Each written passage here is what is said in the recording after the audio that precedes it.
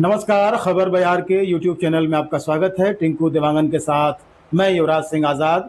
आपसे आग्रह है इस वीडियो को अंत तक देखिएगा, क्योंकि इस वीडियो में हम बात करने वाले हैं रायगढ़ के समृद्ध रंगमंच की परंपरा को लेकर, और जो कि रायगढ़ इप्टा ने शुरू की थी।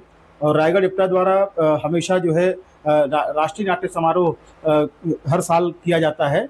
और इसके अलावा जो बाल रंगमंच शिविर का भी आयोजन किया जाता है, बाल रंग शिविर का। और ये तकरीबन 3 दशकों से भी ज़्यादा की परंपरा बन चुकी है रायगढ़ में।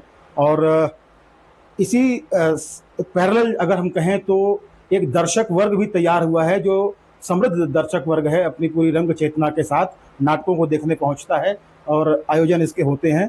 और रायगढ़ इप्टा के सचिव भरत हैं, और भरत भी बाल रंगमंच शिविर से ही निकले हुए हैं भरत। और पहले बाल रंगमंच शिविर में आप लोग आते थे, और अब जो है अब पूरा सचिव का दायित्व संभाल रहे हैं भरत। बहुत खुशी होती है जब इस तरीके से हम रंगमंच का विस्तार देखते हैं, और अपने में जब उसका हम उस पर असर देखते हैं कि हमारे व्यक्तित्व में कितना विकास होता है। और जब बच्चों के साथ काम करते हैं तो किस तरीके से एक अलग ऊर्जा निकल कर आती है। अगर इस साल के बाल रंग शिविर की अगर हम बात करें तो ज़रा बताना कि कब से शुरू हुआ है और कितने दिनों का है और कहाँ कहाँ ये शिविर चल रहा है, क्योंकि हर साल करते हैं, 2-3 जगह आयोजित होते हैं। इस साल के बारे में बताओ।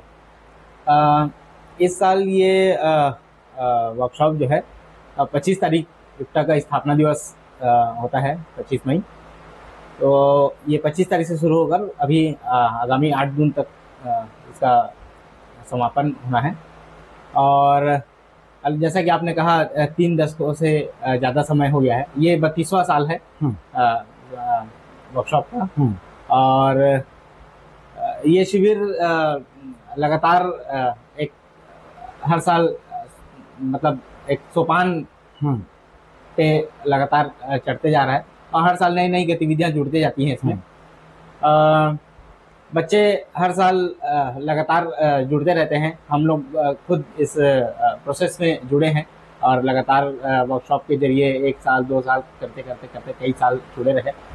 और इस साल भी जो वर्कशॉप हो रहा है उसमें भी लगातार पिछले 3-4 साल से जो बच्चे आ रहे हैं वो लोग तो हैं ही, नए बच्चे भी जुड़े हुए हैं। और इस साल 2 जगहों पर ये वर्कशॉप संचालित हो रहा है। एक प्रज्ञा विद्या मंदिर मालीडीपा में, जहां कृष्णा साव, प्रेरणा देवांगन, गौरव मोरकर और शोभा सिंह दाऊ, ये चारों लोग मिलकर वर्कशॉप का संचालन कर रहे हैं। और साथ ही उग्रसेन पटेल हैं जो संगीत में लगातार हर साल साथ देते हैं। और दूसरा शिविर जो है रेलवे बंगलापारा में Vivekananda school English medium school है रेलवे बंगलापारा में, वहाँ संचालित हो रहा है।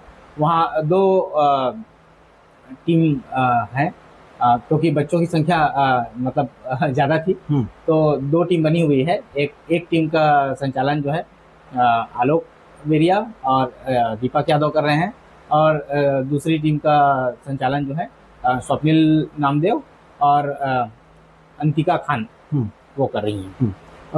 भरत, ये बताएंगे कि ये जो वर्कशॉप हो रहा है इसमें कितने नाटक तैयार हो रहे हैं, क्योंकि 2 जगह पे 3 नाटक तैयार हो रहे हैं जैसा आपने बताया था, और कौन कौन से नाटक हैं और इनकी प्रस्तुतियां जो है, क्योंकि प्रस्तुति परक कार्यशाला होती है, ये बच्चों के नाटक तैयार होते हैं, उसका प्रोडक्शन होता है और वो जो है हम उसका शो करते हैं। तो कब इसका होना है और क्या शेड्यूल बनाया गया है अभी? इसका शेड्यूल 8 जून को है, और पॉलिटेक्निक सभागार में रविवार के दिन शाम को 6:30 बजे से इसका क्लोजिंग सेरेमनी शुरू होगा। और 3 नाटक हैं बच्चों के, और 2 डांस भी बच्चों ने तैयार किए हैं, और 2 जनगीत भी तैयार किए हैं बच्चों ने। अक्सर हम देखते हैं कि कुछ एक कहानियाँ उठाकर जो है उसको इम्प्रोवाइज करवाते हैं बच्चों से, तो क्या प्रोसेस है इसको लेकर बताएंगे? क्या थिएटर गेम्स भी होते हैं बच्चों के साथ? क्या क्या वर्कशॉप में बताया जाता है बच्चों को? हाँ, जैसे कि समापन अपन शुरुआत में जाते हैं पहले।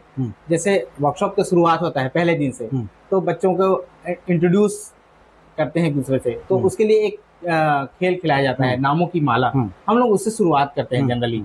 तो वो पहला एक बच्चों का बड़ा मनोरंजक खेल होता है कि एक दूसरे का नाम याद करते करते करते करते पूरे प्रोसेस में सबका बच्चों को एक दूसरे का नाम याद हो जाता है। उसको नामों की माला कहा जाता है। और कहीं न कहीं एक जो बच्चा जो है इस नामों की माला वाले गेम के जरिए एक उसके अंदर एक सामूहिकता का बोध आता है कि हाँ, हम सब जो है एक माला की तरह हैं और पूरे कोरस में काम करेंगे। जी जी, ये मतलब वो एक प्रोसेस ही है कि जाने अनजाने में एक दूसरे को जानते भी हैं, एक दूसरे का नाम भी जानते हैं, और एक मतलब एक ग्रुप कैसे काम करता है उसके लिए भी एक मतलब सीख मिलती है उन लोगों को।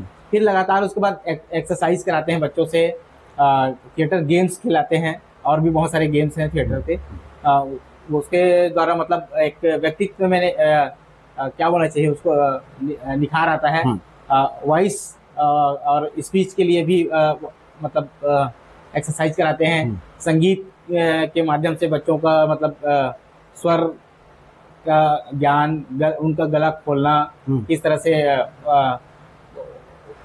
हाई टोन में, लो टोन में बच्चे मतलब डायलॉग डिलीवरी करते हैं, उसका मतलब बाकायदा प्रशिक्षण दिया जाता है। और साथ ही कहानी के माध्यम से किसी कहानी को कैसे नाटक के रूप में बदल सकते हैं इम्प्रोवाइजेशन के माध्यम से, उसकी तैयारी मतलब कराई जाती है। और ये वर्ष इप्टा के संस्थापक सदस्यों में से एक रेखा जैन, उनकी जन्म शती वर्ष है, तो ये वर्कशॉप उनको समर्पित किया गया है। पूरे भारत में रायगढ़ की जितने भी यूनिट्स हैं जहाँ जहाँ वर्कशॉप संचालित हो रही हैं, इप्टा के जितने भी यूनिट्स हैं, सारी जगह में रेखा जैन को समर्पित करके ये प्रोग्राम किया जा रहा है। रायगढ़ इप्टा भी रेखा जैन को ही समर्पित है, मतलब ये वर्कशॉप इस साल उनको समर्पित किया जा रहा है। और उन्हीं के द्वारा लिखी एक नाटक है उनका, बैलों की जोड़ी, उसका भी मंचन किया जाएगा।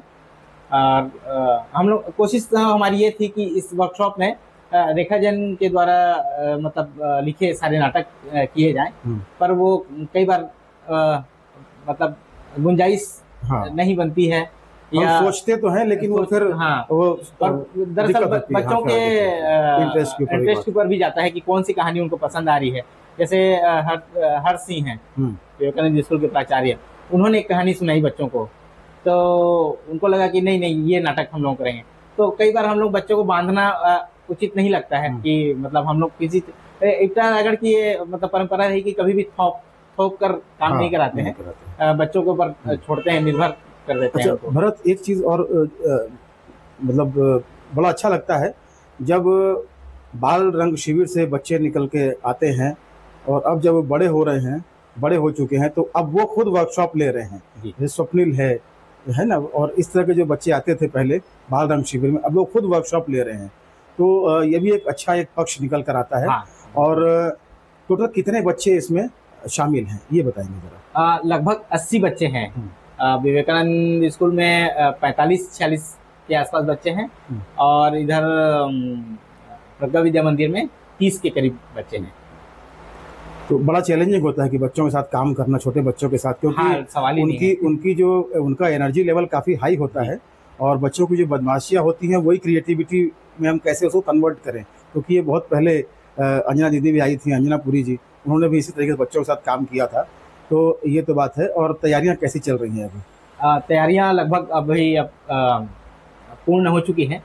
सभागार से लेकर टेंट हाउस से लेकर तमाम लाइट्स की व्यवस्था से लेकर सारी चीज़ें तैयारी पूरी हो चुकी हैं। इसके लिए आपने जो बात कही बच्चों की बदमाशियों को लेकर, इसके लिए मुझे अजय अटली जी की याद आ रही है।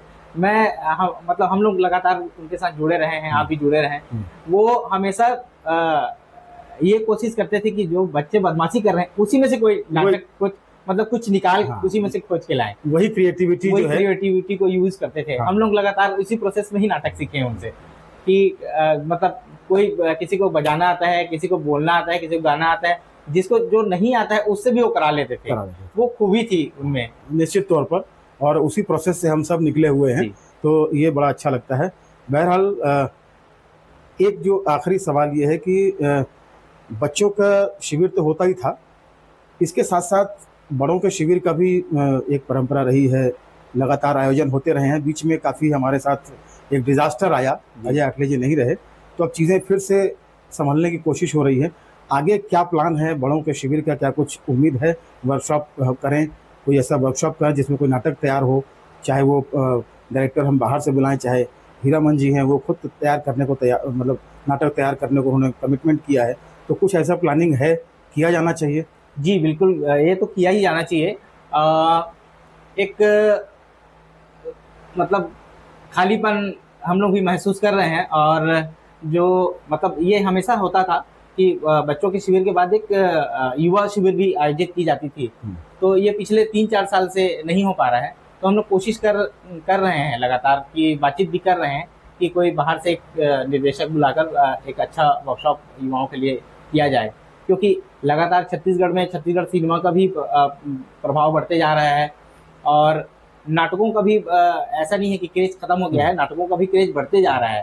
थिएटर को लेकर लोग काफी मतलब जुनून एक तरह का देखा जाए। मैं बकायदा नाम लेकर बोलना चाहूंगा, जैसे ब्रिजेश तिवारी है, मोहन सागर है, ये लोग लगातार जाकर मुंबई में मोहन सागर लगातार काम कर रहे हैं, ब्रिजेश तिवारी दिल्ली में लगातार काम कर रहे हैं, बड़े बड़े डायरेक्टरों के साथ काम कर रहे हैं, और वो अच्छा पैसे भी अर्न कर रहे हैं।